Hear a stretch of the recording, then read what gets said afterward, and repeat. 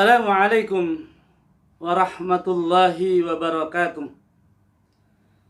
Alhamdulillah, wassalatu wassalamu ala rasulillah Sayyidina Muhammadin ibni Abdillah wa ala alihi wa sahbihi wa mawala. La hawla wa la quwwata illa billah. Amma ba'du. Saudara hadirin kaum muslimin yang terhormat, generasi muda, kaula muda yang saya banggakan, anak-anak yang saya cintai, hadirin yang berbahagia. Alhamdulillah, kita selalu dan senantiasa bersyukur kepada Allah Subhanahu wa Ta'ala yang telah melimpahkan kepada kita berbagai anugerah kenikmatan yang begitu banyak, yang tiada tara bandingnya. Salawat dan salam semoga dan selalu terlimpah curah atas junjungan alam baginda Rasulullah Muhammad sallallahu alaihi wasallam. Allahumma salli ala sayyidina Muhammad wa ala ali sayyidina Muhammad. Mudah-mudahan kelak di yaumil qiyamah nanti kita akan mendapatkan syafaatul uzma dari Nabi Muhammad sallallahu alaihi wasallam. Saudara hadirin kaum muslimin yang rahmati Allah, kaula muda yang saya banggakan, anak-anak yang saya sayangi, hadirin yang berbahagia, selamat berjumpa kembali dengan saya, Kang Sai. Kali ini dalam edisi serial kisah para nabi dan rasul. Kali ini saya akan menyampaikan tentang kisah Nabi Hud alaihissalam dan kaum Ad. Nabi Hud alaihissalam ini adalah nabi yang keempat dalam susunan kisah nabi dan rasul. Nabi Hud ini, jarak antara Nabi Hud kepada Nabi Nuh ada sekitar 7 keturunan. Kalau kita rentang, Nabi Hud bin Abdullah, Abdullah bin Rabah, Rabah bin Khalid, Khalid bin Ad, Ad bin Aus, Aus bin Iram, Iram bin Sam, Sam bin Nuh alaihissalam. Jadi dari Nabi Hud ke Nabi Nuh alaihissalam ini ada 7 keturunan. Sedangkan dari Nabi Hud alaihissalam kepada Nabi Adam ini tentunya sangat panjang, ada 16 keturunan. Saudara hadirin kaum muslimin rahimakumullah, anak-anak yang saya sayangi, generasi muda, kaula muda yang saya banggakan, Nabi Hud alaihissalam pada saat itu berada pada suatu kaum namanya kaum Ad. Kaum Ad ini adalah kaum yang sangat sombong, kaum yang sangat congkak. Kaum Ad ini memiliki postur tubuh yang sangat besar, postur tubuh yang sangat tinggi.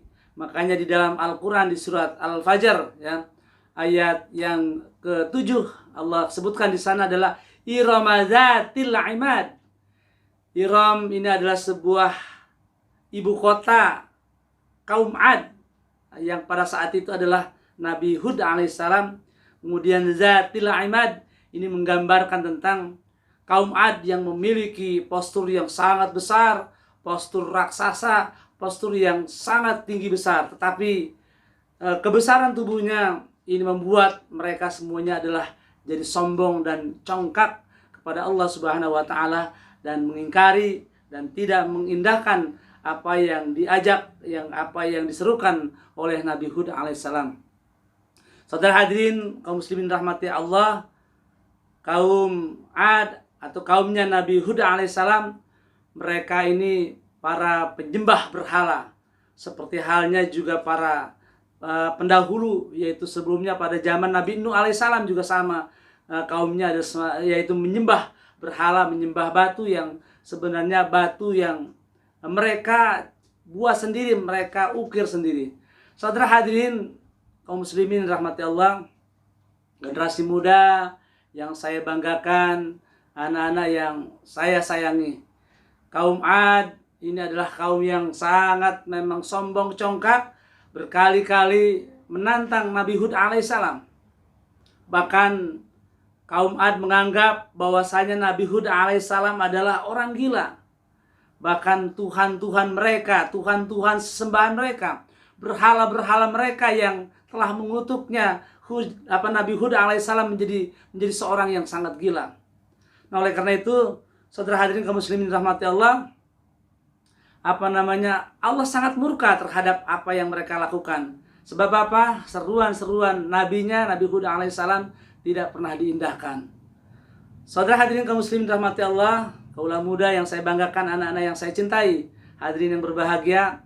Kemudian Allah Subhanahu wa taala berkali-kali memberikan sebuah ujian. Di antaranya Allah menimpakan sebuah kekeringan yang sangat panjang. Tidak turun hujan bertahun-tahun. Nah, pada saat Allah memberikan ujian kepada mereka, mereka begitu memohonkan ampun kepada Allah Subhanahu wa taala. Seolah-olah mereka ini adalah bertobat, mengakui segala kesalahan-kesalahannya. Tetapi saudara hadirin kaum muslimin rahmati Allah, kaulah muda yang saya banggakan dan anak-anak yang saya sayangi, manakala ujian itu sudah mereka lewati, artinya ketika Allah sudah mengangkatnya ujian tersebut dan mereka berada dalam kegembiraan, dalam kesenangan, ketika itu mereka lupa dengan Allah Subhanahu wa taala. Saudara hadirin kaum muslimin rahmati Allah, atas perbuatan mereka itu Allah semakin murka dan pada akhirnya kaum Ad, kaumnya Nabi Hud alaihissalam, mereka itu ditimpakan azab oleh Allah Subhanahu wa taala, ya, yaitu dengan satu angin yang sangat kencang, angin yang sangat keras dan begitu dingin. Selama disebutkan di dalam Al-Qur'an itu adalah sab'a layalin wasamaniyatan, ya, wasamaniyata ayyamin khusuman. Artinya adalah selama 7 malam 8 hari secara terus-menerus Allah berikan azab kepada mereka, angin yang begitu kencang, angin yang begitu dingin, yang kemudian memporak-porandakan kaum Ad yang sombong kepada Allah dan mengingkari Nabi Hud alaihissalam. Saudara hadirin kaum muslimin rahmati Allah, kaum Ad ini kalau kita telusuri, saat ini kaum Ad itu berada di Bil Ahqab. Ahqab ini adalah sebuah bukit pasir yang saat ini bisa dikatakan berada di antara utara Hadramaut, yaitu di antara Yaman dan Oman. Itulah kaum Ad yang dulu hidup pada zaman Nabi Hud alaihissalam. Saudara hadirin kaum muslimin rahmati Allah, generasi muda, kaulah muda yang saya banggakan dan anak-anak yang saya sayangi, tentu saja kita mengambil pelajaran atau kisah Nabi Hud alaihissalam. Banyak sekali yang kita ambil pelajaran, diantaranya adalah kaum-kaum yang durhaka, orang-orang yang durhaka yang pada akhirnya Allah akan binasakan. Siapa yang berani menantang azab Allah, tentu saja azab Allah begitu pedih.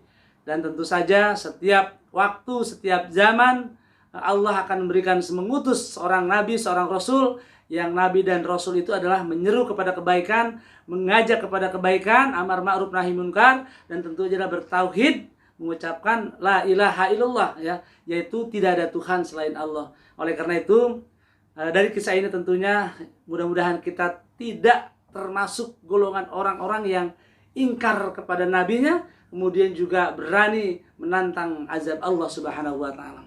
Saudara hadirin kaum muslimin rahmati Allah, sekian dan demikian kisah Nabi dan Rasul, yaitu kisah Nabi Hud alaihissalam yang bisa saya sampaikan pada kesempatan kali ini.